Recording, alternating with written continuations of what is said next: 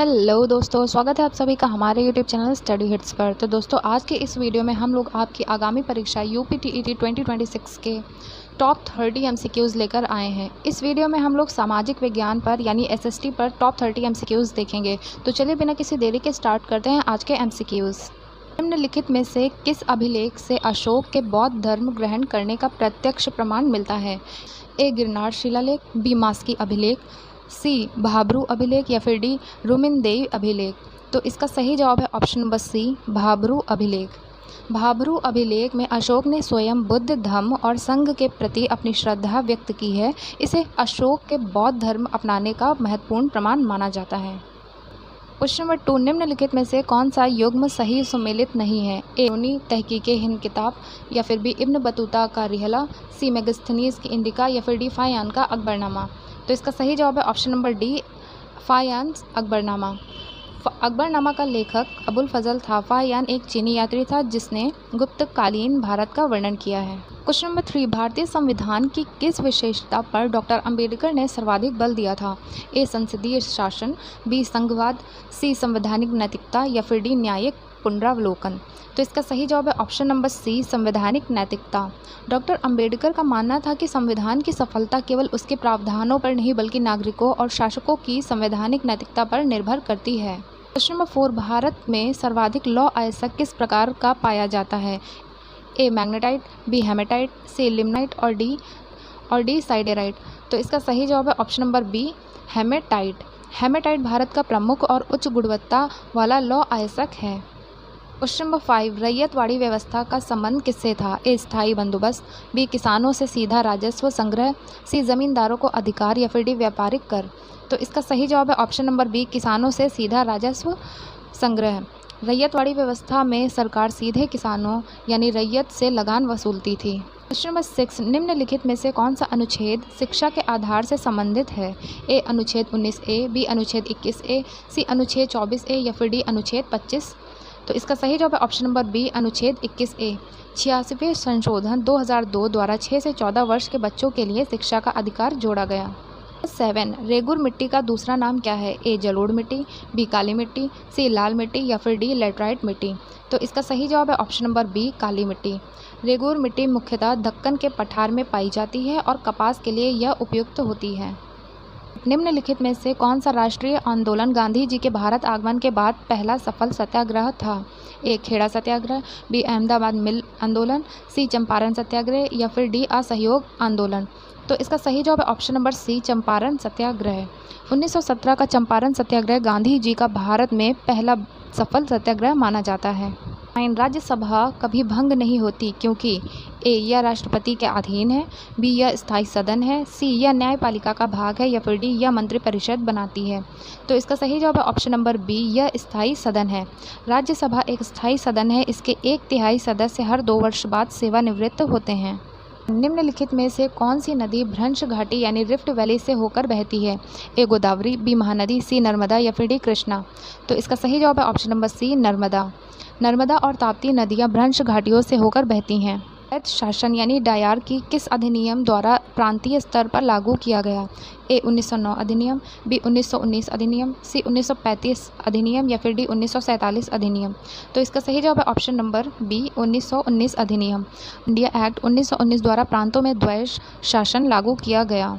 Question number 12, भारतीय संविधान की प्रस्तावना में गणराज्य शब्द का अर्थ है? ए राजा का शासन, बी वंशानुगत शासन या फिर डी सी निर्वाचित राष्ट्रीय अध्यक्ष या फिर डी संघीय शासन।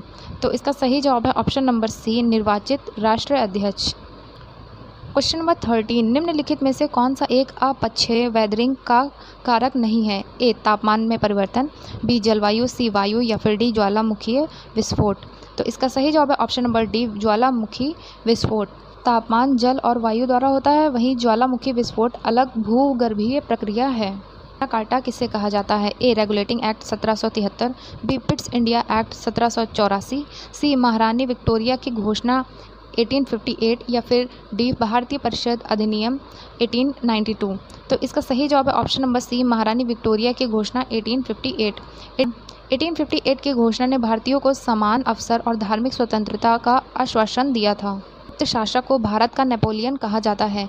ए चंद्रगुप्त प्रथम, बी समुद्रगुप्त, सी स्कंदगुप्त या फिर डी कुमारगुप्त। तो इसका सही जवाब है ऑप्शन नंबर बी समुद्रगुप्त। उसकी व्यापक विजयों के कारण इतिहासकार वी.एस. स्मिथ ने उसे भारत का नेपोलियन कहा। एल नीनो का संबंध किस महासागर से है? ए हिंद महासागर, बी अटलांटिक महासागर, सी प्रशांत महासागर या फिर डी आर्कटिक महासागर। सही जवाब है ऑप्शन नंबर सी प्रशांत महासागर। एल नीनो प्रशांत महासागर के पूर्वी भाग के असामान्य ताप वृद्धि से संबंधित है। संविधान का कौन सा अनुच्छेद समानता के अधिकार का आधार है? ए अनुच्छेद 14, बी अनुच्छेद 19, बी अनुच्छेद 21 या फिर डी अनुच्छेद 32। तो इसका सही जवाब है ऑप्शन नंबर ए अनुच्छेद 14। अनुच्छेद 14 कानून के समक्ष समानता और कानून के समान संरक्षण की गारंटी देता है। क्वेश्चन नंबर 18, अष्टप्रधान मंत्री परिषद किस शासक से संबंधित थी? ए अकबर, बी शिवाजी, कृष्णदेवराय या फिर डी हर्षवर्धन। तो इसका सही जवाब है option number B Shivaji. Shivaji ने प्रशासन के लिए अष्टप्रधान परिषद बनाई थी। 19, भारत में सर्वाधिक कॉफ़ी उत्पादन किस राज्य में होता है? A Kerala, B Tamil Nadu, C Karnataka और डी आंध्र प्रदेश। तो इसका सही जवाब है option number C Karnataka Bharat के कुल कॉफ़ी उत्पादन का सबसे बड़ा हिस्सा देता है। क्वेश्चन नंबर 20, निम्नलिखित में से कौन सा सुमेलित नहीं है? ए 73वां संशोधन पंचायतें, बी 74वां संशोधन नगर निकाय, सी 42वां संशोधन मौलिक कर्तव्य या फिर डी 44वां संशोधन मतदान आयु 18 वर्ष। तो इसका सही जवाब है ऑप्शन नंबर डी 44वां संशोधन मतदान आयु 18 वर्ष। ये सही सुमेलित नहीं है, बाकी सारे सही सुमेलित हैं। मतदान आयु 21 से 18 वर्ष 61वें संविधान संशोधन यानी 1988 द्वारा की गई थी। 44वां संशोधन इससे संबंधित नहीं है। क्वेश्चन नंबर 21, निम्नलिखित कथनों पर विचार कीजिए। पहला कथन भारतीय संविधान का अनुच्छेद 368 संविधान संशोधन से संबंधित है। दूसरा कथन संसद संविधान के किसी भी भाग में संशोधन कर सकती है। निम्नलिखित में से सही उत्तर चुनिए। ए केवल 1, बी केवल 2, सी 1 और 2 दोनों या फिर डी ना तो 1 ना तो 2। तो इसका सही जवाब है ऑप्शन नंबर ए केवल 1। अनुच्छेद 368 संविधान संशोधन की प्रक्रिया बताता है, लेकिन केशवानंद भारती केस के अनुसार संसद संविधान की मूल संरचना यानी बेसिक स्ट्रक्चर को नहीं बदल सकती, इसलिए कथन 2 पूर्णतः सही नहीं है। क्वेश्चन नंबर 22, प्रयाग प्रशस्ति इलाहाबाद पिलर इंस्क्रिप्शन किसके बारे में महत्वपूर्ण जानकारी देती है? ए अशोका, बी समुद्रगुप्त, सी हर्षवर्धन या फिर डी चंद्रगुप्त मौर्य। तो इसका सही जवाब है option number B Samudragupta. Prayag Prashasti Harisena द्वारा लिखी गई थी। इससे समुद्रगुप्त की विजयों तथा प्रशासन की जानकारी मिलती है। निम्नलिखित में से कौन सी नदी एस्ट्यूरी बनाती है? A Godavari, B Krishna, C Narmada या फिर डी महानदी। तो इसका सही जवाब है option number C Narmada. Narmada और ताप्ती अरब सागर में गिरते समय डेल्टा नहीं बल्कि एस्ट्यूरी बनाती हैं, क्योंकि वे भ्रंश घाटियों से होकर बहती हैं और तीव्र गति बनाए रखती हैं।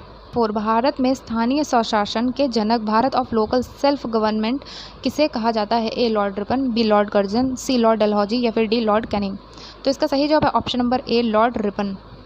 1882 के स्थानीय स्वशासन संबंधी प्रस्ताव के कारण लॉर्ड रिपन को यह उपाधि दी जाती है।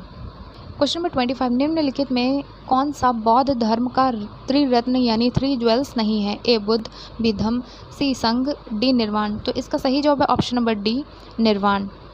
बौद्ध धर्म के त्रिरत्न बुद्ध, धम्म और संघ हैं। निर्वाण अंतिम लक्ष्य है, यह त्रिरत्न नहीं है।